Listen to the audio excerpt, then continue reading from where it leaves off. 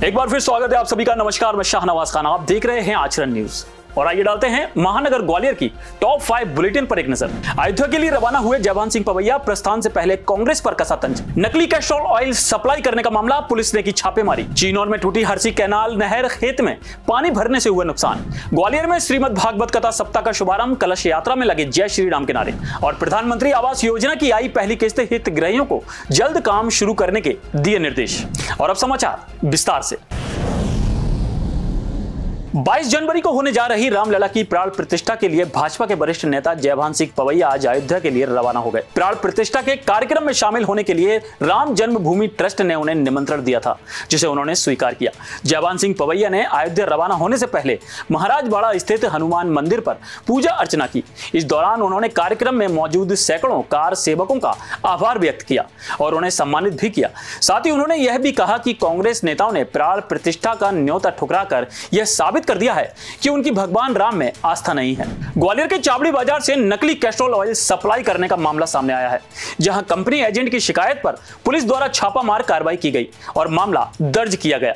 बता दें कि ग्वालियर के आपागंज इलाके में रहने वाले वसीम अहमद कैस्ट्रोल कंपनी के एजेंट हैं और उनके द्वारा कंपनी में शिकायत की गई थी कि चावड़ी बाजार से नकली कैस्ट्रोल ऑयल बेचा जा रहा है, जिसकी जानकारी जनकगंज थाना पुलिस को दी गई और पुलिस कंपनी एजेंट वसीम के साथ मौके पर पहुंची, जहां छापेमारी में दुकान पर नकली कैस्ट्रोल ऑयल पाया गया। इसके बाद दुकान के मालिक अंकुर जैन, ईश्वर जैन और प्रवीण अग्रवाल के खिलाफ कॉपीराइट एक्ट के तहत मामला दर्ज कर लिया गया है।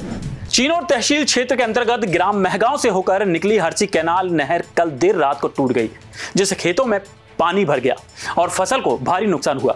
खेतों में पानी भरने से 1000 से 1200 बीघा में किसानों का खाद बीज बर्बाद हो गया। सूचना मिलते ही जल संसाधन विभाग के अधिकारी व कर्मचारी रात को ही मौके पर पहुंचे और कैनाल को दुरुस्त करने की कोशिश की, लेकिन कैनाल के साथ 33 केवी लाइन का विद्युत पोल भी टूट गया और 25 गांवों की बिजली बंद हो गई।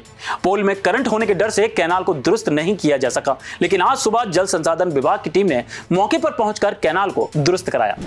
अयोध्या में 22 जनवरी को होने जा रही रामलला की प्राण प्रतिष्ठा के उपलक्ष्य पर ग्वालियर में आज श्रीमद भागवत कथा सप्ताह का शुभारंभ किया गया। वहीं कथा से पहले विशाल कलश यात्रा निकाली गई और जय श्री राम के नारे लगाए गए। यह कलश यात्रा खाटू श्याम मंदिर से निकाली गई। इस दौरान 108 कलश को लेकर माता बहनें चल रही थीं।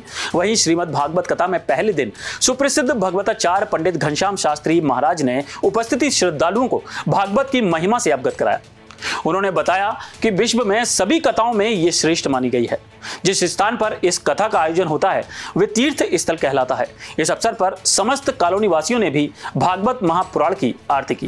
केदारपुर कॉलोनी में प्रधानमंत्री आवास योजना के तहत चुने हितग्राहियों के लिए आवास बनाए जाने के लिए राशि की प्रथम किस्त जारी कर दी गई है। इस पर प्रोजेक्ट ऑफिसर श्री अरविंद चतुर्वेदी ने बताया कि नगरीय विकास विभाग के द्वारा 17 जनवरी को हुई समीक्षा बैठक के बाद चुने गए हितग्राहियों को शासन द्वारा दिए गए पट्टे के अनुसार लेआउट प्रारंभ करने के आदेश दिए गए हैं, जिसमें कुल 108 हितग्राही शामिल हैं। फिलहाल उस जमीन पर फसल हो रही है। वहीं तहसीलदार शत्रुघ्न सिंह चौहान और पटवारी ज्योति साहू ने इसे खाली कराने का आश्वासन दिया है। आवास निर्माण के मामले में शासन ने सख्त निर्देश दिए हैं। कहा है कि जिनको आवास के लिए प्रथम किस्त प्राप्त हो गई है वो जल्द ही निर्माण कार्य शुरू करें। अगर उन्होंने ऐसा नहीं किया तो उनसे पहली किस्त की राशि वसूल ली जाएगी। इस कार्यवाही के दौरान नगर निगम सहायक और संपदा अधिकारी मनीष यादव मौजूद रहे। तो ये थी महानगर ग्वालियर की टॉप 5 बुलेटिन। महानगर ग्वालियर की और भी खबरें देखने के लिए जुड़े रहिए आचरण न्यूज से। आचरण न्यूज हर कदम आपके साथ। देश दुनिया की सभी खबरें देखने के लिए जुड़े रहिए आचरण न्यूज से। आचरण न्यूज हर कदम आपके साथ।